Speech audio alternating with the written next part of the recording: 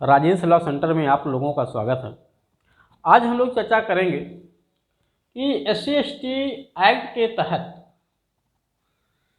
जब कोई एप्लीकेशन धारा 156(3) के तहत दिया जाता है तो क्या उसका प्रभाव होता है और 156(3) है क्या। अक्सर हम लोग सुनते हैं कि कोर्ट के माध्यम से FIR करवा दिया, कोर्ट से FIR हो गया है, 156(3) का आदेश हो गया है। क्या होता है 156(3) का आदेश, एक एक पॉइंट ब्यौरेवार में बताऊंगा आप लोगों को, और साथ ही साथ एक वीडियो और मैं लेकर के आऊँगा कि अगर किसी केस में FIR और परिवाद तो अलग अलग प्रोसीजर के माध्यम से केस चलाया जा रहा है तो उसका प्रभाव क्या पड़ता है। फिलहाल अभी इस केस में हम लोग 156(3) क्या है इस पर चर्चा करेंगे, कैसे इस पे केस चलता है, क्या इस पे लेटेस्ट केस लाज क्या है, यानी कोर्टों का क्या कहना है, इस पे क्या ओपिनियन है, खास तौर से सर्वोच्च न्यायालय या उच्च न्यायालयों का। तो हाँ, एक बात मैं पहले बता दूं आप लोगों को कि SC/ST एक्ट से जुड़े हुए अब तक के सबसे ज़्यादा वीडियो पूरे यूट्यूब चैनल पे अगर किसी भी जो है यूट्यूबर ने डाला है तो वो राजेश लॉ सेंटर चैनल पे ही पड़ा हुआ है। इससे ज़्यादा SC/ST से जुड़ा हुआ वीडियो किसी भी चैनल पे आपको नहीं मिलेगा। कोई भी रीजन हो उसका, वो एक अलग का विषय है, बट संपूर्ण जानकारी के लिए आपको इस चैनल पे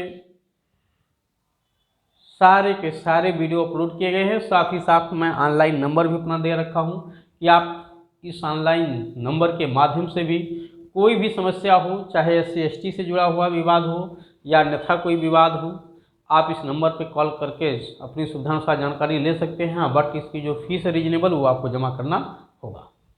अब हम लोग चलते हैं 156(3) क्या है इस पर चलते हैं।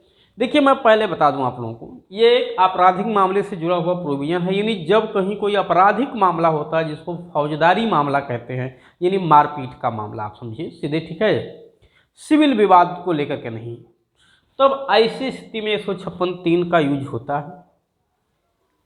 अब ये 156(3) का प्रयोग चाहे SC/ST के विरुद्ध अपराध हुआ हो, चाहे किसी अन्य व्यक्ति के प्रति अपराध हुआ हो, दोनों पे लागू होता है। यानी ये एक जनरल सेक्शन है, सामान्य प्रोविजन है।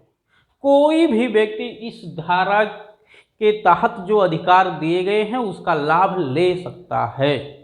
वो ये नहीं कह सकता नहीं केवल ये SC/ST के लिए बना हुआ है, केवल महिलाओं के लिए बना हुआ है, केवल सामान्य वर्गों के लिए बना हुआ है, केवल OBC के लिए, नहीं, ऐसा नहीं है, सभी के लिए दरवाजा खुला है। ठीक, अब ये होता क्या है, जब कहीं कोई आपराधिक मामला घटित होता है तो जितने भी आपराधिक मामले हैं, ध्यान दीजिएगा, जितने भी अपराध हैं पूरे भारत में, चाहे वो सामान्य विधि में हो या विशेष या स्थानीय विधियों के तहत हो, क्योंकि सारे अपराधों को भारत में 3 जगह रखे गए हैं, एक सामान्य विधि में, एक विशेष विधि में, एक स्थानीय विधि में। तो कहीं भी लिखे गए हों, कहीं भी लिखे गए हों ये तीनों ही अपराध। अच्छा, एक चीज और मैं बता दूं, ये तीन विधियां जो मैंने अभी बताया, सामान्य विधि, विशेष विधि, स्थानीय विधि, ये होते क्या हैं। मैं सबसे पहले जब अपना ये चैनल लॉन्च किया था तो सबसे पहला वीडियो इसी पे बना रखा हूँ, तो आप इस चैनल में मेरे जाके सर्च करेंगे तो विधियों का वर्गीकरण, आपराधिक विधियों का जो वर्गीकरण है, सभी विधियों का वर्गीकरण, तो उसमें ये वीडियो आपको मिल जाएगा, अपराधों का वर्गीकरण के नाम से आपको। हर चलिए, तो कहीं भी आपराधिक विधियां हों, चाहे वो IPC में हो यानी जनरल विधि, चाहे वो विशेष या स्थानीय विधि में उल्लिखित हो, इससे मतलब नहीं है। सारे अपराधों को 2 कैटेगरी में बांटा गया इस पर्पज के। ऐसे तो बहुत सारे पर्पज के लिए अलग अलग कैटेगरी बनी हुई है, बट 2 कैटेगरी में जो बताने जा रहा हूं वो उनकी गंभीरता के आधार पर है, संज्ञेय और असंज्ञेय अपराध, जिसको बेलेबल एवं नॉन बेलेबल कहते हैं। यानी बेलेबल नॉन बेलेबल, संज्ञेय एवं असंज्ञेय, यानी इंग्लिश में cognizable and non cognizable offence कहते हैं।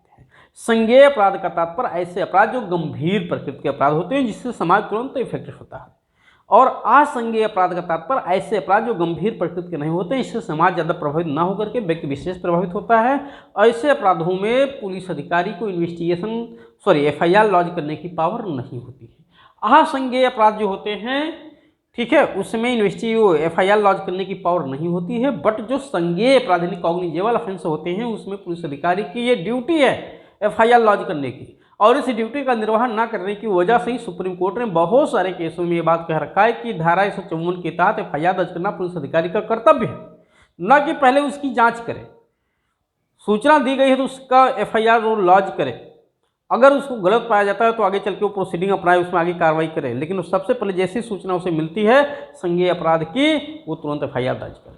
तो पुलिस अधिकारी संज्ञेय अपराधों में, ये मान लेते हैं पुलिस स्टेशन है और ये धारा 154 है, 154 के तहत 154A के तहत पुलिस अधिकारी की ये जिम्मेदारी है कि वो संज्ञेय अपराध में, किन अपराधों में, संज्ञेय अपराधों में, संज्ञेय अपराध किसे कहेंगे ये जानने के लिए आपको दंड प्रक्रिया संहिता की धारा लास्ट यानी 484 जहां समाप्त होता है, जस्ट उसी के बाद अपराधों का वर्गीकरण है। और उस अपराधों के वर्गीकरण में जो है 2 तरह के अपराधों का वर्गीकरण है, IPC के अपराधों का, IPC से भिन्न अपराधों का। IPC के अपराधों का वर्गीकरण प्रथम लिस्ट में दिया गया है, IPC से भिन्न अपराधों का वर्गीकरण दूसरी लिस्ट में दिया गया है। पहले अपराध जो पहला लिस्ट है उसके आप कॉलम में जाकर के देखेंगे, उसको 6 कॉलम में बांटा गया। तो उसी कॉलम में आप देखेंगे तो आपको जमानती, अजमानती, संज्ञेय, असंज्ञेय यानी 5वें, चौथे और 5वें कॉलम में ये आपको मिल जाएगा। इसी तरह से दूसरी लिस्ट में भी आपको लास्ट के तीसरे कॉलम में मिल जाएगा, दूसरे तीसरे कॉलम में। चलिए, तो संज्ञेय अपराध में पुलिस अधिकारी की जिम्मेदारी है, ध्यान रखिएगा, ये पावर नहीं जिम्मेदारी, उसकी ड्यूटी है कि जब भी उसे संज्ञेय अपराध की सूचना दी जाए तो FIR लॉन्च करे। अगर गलत भी दे दी गई है तो भी FIR वो दर्ज करे।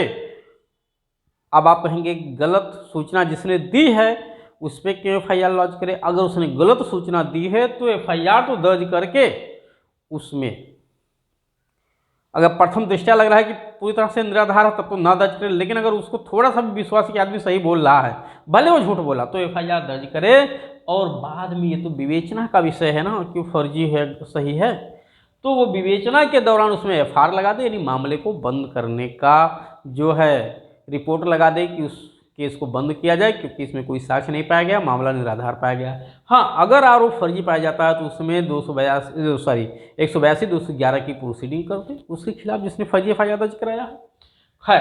पुलिस अधिकारी जब 154A के तहत FIR दर्ज करने से मना कर देते हैं। गंभीर अपराध होते हैं, हाथ पैर मार के तोड़ दिए जाते हैं, सर फोड़ दिया जाता है, जमीन पर कब्जा किया गया है, घर जला दिया गया है, जानवरों को मारा पीटा गया, उसके बाद भी पुलिस FIR दर्ज नहीं करती। तो अगर पुलिस FIR नहीं दर्ज कर रही है तो क्या करेंगे? क्योंकि पुलिस FIR दर्ज करने के बाद उसको इन्वेस्टिगेशन करने की पावर होती है, और जब इन्वेस्टिगेशन करेगी तभी उसको सच्चाई पता चलेगा कि घटना क्या है। उसके बाद वो अपना उसमें जो है रिपोर्ट बना करके कोर्ट में पेश करेगा, जिससे कोर्ट में दोनों पार्टियों को बुला करके सुन करके और उसमें समुचित न्याय दिया जाएगा। लेकिन जब पुलिस FIR नहीं दर्ज करेगी तो विवेचना करने का प्रोसेस ही नहीं आएगा उसमें। ऐसी स्थिति में 156(3) में कोर्ट को पावर मिली हुई है। किस कोर्ट को? जो किसी भी अपराध का संज्ञान लेने के लिए धारा 190 के तहत इम्पावर्ड किया गया, सशक्त किया गया। तो 156(3) के तहत उस कोर्ट में जा करके हम, ठीक है, कोर्ट को खुद की भी पावर है, ठीक है, बट खुद कौन अपनी पावर को एक्सरसाइज करता है, याद दिलाना पड़ता है, ठीक है। तो जो पीड़ित है वो जब 154A के तहत FIR नहीं दर्ज होता है तो चाहे तो 156(3) में SP के यहाँ भी चला जाए। अगर पता चल गया कि SP के यहाँ से भी कोई हमको उपचार मिलना नहीं है, ठीक है, सब मिले हुए हैं ऊपर से लेकर नीचे तक के, या SP तक बात पहुँची नहीं, SP को अगर जाते हैं तो वहाँ हमारी सुनवाई हो जाएगी, तो आप वहाँ भी जाके देख लीजिए एक बार। उसके अगर 154A या 154(3) तीनों से कार्रवाई नहीं होती है तो लास्ट में हमारे पास विकल्प बचता है 156(3) में। इसका यह मतलब नहीं कि 156(3) में जाकर के हम गलत FIR दर्ज करवाएं, नहीं। 156(3) में हम तब जाएंगे जब नीचे से हमें उपचार ना मिले, नहीं पुलिस स्टेशन से या SP ऑफिस से हमें उपचार नहीं मिलता है, तब हम 156(3) में जाकर के कोर्ट में ये एप्लीकेशन देते हैं कि साहब मेरे साथ ऐसे ऐसे हादसा हुआ, अतः आप इसमें इन्वेस्टिगेशन करने का आदेश दे दीजिए। तो कोर्ट को पावर है कि वो इन्वेस्टिगेशन करने का आदेश दे दे। किसको? संबंधित पुलिस स्टेशन को। जब 156(3) का एप्लीकेशन कोर्ट में डाला जाता है तब कोर्ट कॉल फॉर रिपोर्ट मंगाता है, यानी संबंधित पुलिस स्टेशन से रिपोर्ट मांगता है कि इस मामले में अभी तक आपने क्या किया। रिपोर्ट आने के बाद ही कोर्ट यहाँ से 156(3) से आदेश करता है उस मामले में इन्वेस्टिगेशन करने के लिए, विवेचना करने के लिए। अब इसी में ये बात स्पष्ट नहीं है कि एफआईआर दर्ज करने का भी आदेश देगा कि नहीं देगा। बट समझिए, अगर आप किसी से, जैसे आप खाना खा रहे हैं बैठ के, और खाना में जैसे चावल आप खा रहे हैं, चावल कम पड़ गया या रोटी कम पड़ गई, ठीक, तो रोटी कम पड़ गई है, आप रोटी मांगने किसी से गए हो और सब्जी भी खत्म हो गई है या नहीं भी खत्म हुई है, तो अगर अगला नहीं भी कहता है कि सब्जी भी चाहिए लेकिन रोटी नहीं है उसकी थाली में, वो कहा भाई रोटी दो दो, 4 रोटी आपने दिया था खत्म हो गया, फिर 2 रोटी और मांग रहा है, तो रोटी और मांग रहा है तो रोटी के साथ सब्जी भी दी जाएगी कि नहीं दी जाएगी? क्या जरूरी है सब्जी की मांग करे? कोई चावल मांग रहा है तो चावल के साथ क्या दाल मांगना जरूरी है? वो तो अंडरस्टूड है कि चावल मांग रहा तो दाल तो देना पड़ेगा। अगर थाली में नहीं है तो उसी तरह से अब फर्स्ट टाइम मांग रहा तो देना ही देना है। क्या आप कहोगे वे उसने कहा 4 रोटी की थाली लगा दो, तो क्या आप सूखी रोटी ला के दे दोगे? नहीं। उसी तरह से यहाँ पे हाई कोर्ट ने एक जो है आदेश किया कोर्टों को कि 156(3) में जब इन्वेस्टिगेशन करने का आप आदेश देते हैं तो ये तो अंडरस्टूड है कि अगर वो संज्ञेय अपराध है तो उसमें एफआईआर दर्ज होने का भी आदेश किया जाए, एफआईआर दर्ज करने का आदेश किया जाए। तो 156(3) से क्या होगा? थाने पे मारा पीटा गया, हम पुलिस स्टेशन गए, यहाँ से हमारी सुनवाई नहीं हुई, इसका मतलब अपराध कॉग्निजेबल है, वो संज्ञेय अपराध है, मारा पीटा गया, हाथ पैर तोड़ दिया गया है। और इसी स्थिति में 156(3) में जो इन्वेस्टिगेशन करने के लिए हम आदेश करवाने जाते हैं कोर्ट से, इसमें अंडरस्टूड है कि वो इन्वेस्टिगेशन करने का आदेश दे और पुलिस अधिकारी उसमें एफआईआर लॉन्च करके ही इन्वेस्टिगेशन करें। अगर वो संज्ञेय प्रतीत हो रहा है तो, और संज्ञेय नहीं प्रतीत हो रहा है तो कोर्ट इसमें सीधे इसको कंप्लेंट ट्रीट कर दे, परिवाद दर्ज कर दे, क्योंकि शिकायत तो है ही ऑलरेडी। 156(3) में शिकायत तो आपके सामने आई है। अगर संज्ञेय अपराध प्रतीत होता है तो आप इसमें एफआईआर दर्ज होने का आदेश करो। जैसे ही एफआईआर दर्ज होगा तुरंत पुलिस इसमें इन्वेस्टिगेशन करना शुरू कर देगी, विवेचना करना शुरू कर देगी। अगर 156(3) में एफआईआर दर्ज होने का आदेश कोर्ट ने नहीं किया, क्यों नहीं किया? अगर लगता है वो संज्ञेय अपराध नहीं है तो वो परिवाद दर्ज कर सकती है, धारा 200 में वो परिवाद पे कार्रवाई करेगी। अब परिवाद पे प्रोसीडिंग कैसे होती है, क्या इसका नुकसान होता है पीड़ित का, SC/ST का केस हो या अन्यथा हो, मैं इसका अलग से वीडियो आपको बनाऊंगा। फिलहाल अभी इधर चलता हूँ कि कभी कभी कोर्टें क्या करती हैं कि संज्ञेय अपराध तो है बट एफआईआर दर्ज करने का आदेश नहीं करते हैं। हाई कोर्ट ने इलाहाबाद जो है लखनऊ हाई कोर्ट ने अभी भी एक आदेश जारी किया है इस मामले पे कि अगर उसमें संज्ञेय अपराध खुल रहा है, जिस मामले की शिकायत हुई है 156(3) में, तो एफआईआर दर्ज होने का आदेश जरूर दिया जाना चाहिए। एफआईआर दर्ज होने का आदेश जरूर देना चाहिए। तो 156(3) का आदेश देने का मतलब है, आदेश करने का, कि उसमें एफआईआर दर्ज करके इन्वेस्टिगेशन किया जाए। अगर संज्ञेय अपराध उस मामले में दिखाई दे रहा है तो, नहीं दिखाई दे रहा है तो एफआईआर दर्ज ही नहीं हो सकता, क्योंकि धारा 154 खुद ही मना करती है। तो 156(3) यही है कि जब पुलिस स्टेशन से, ठीक है, एसपी ऑफिस से हमारी सुनवाई नहीं होती है, SC/ST परेशान है, ठीक है, उसकी सुनवाई हो नहीं रही है, वो कोर्ट में जा रहा है, SC/ST आयोग तो और क्या बताएं मैं SC/ST आयोग के बारे में, क्योंकि SC/ST आयोग को जो अपने कर्तव्य हैं उनका निर्वहन मैं नहीं समझता हूँ कि उचित रूप से प्रॉपर वे में हो रहा है, नहीं हो पा रहा है।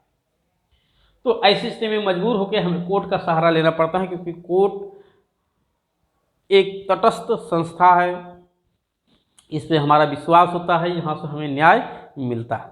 तो थाने से तो यहाँ राजनीतिकरण होने लगता है, यहाँ से तो न्याय मिलने की उम्मीद नहीं है। 156(3) में हमारा कंप्लेंट यहाँ से दर्ज हो, एफआईआर दर्ज होने का आदेश हो जाता है। तो अब एफआईआर जो हमारा 154(1) में पुलिस स्टेशन तक से दर्ज होना था, यहाँ से नहीं दर्ज होता है, तो हम 156(3) का सहारा लेकर के कोर्ट के माध्यम से एफआईआर दर्ज करवाते हैं। यही है 156(3). अब इसमें आगे की जो भी कड़ियाँ हैं मैं अगले वीडियो में आपको समझाऊँगा।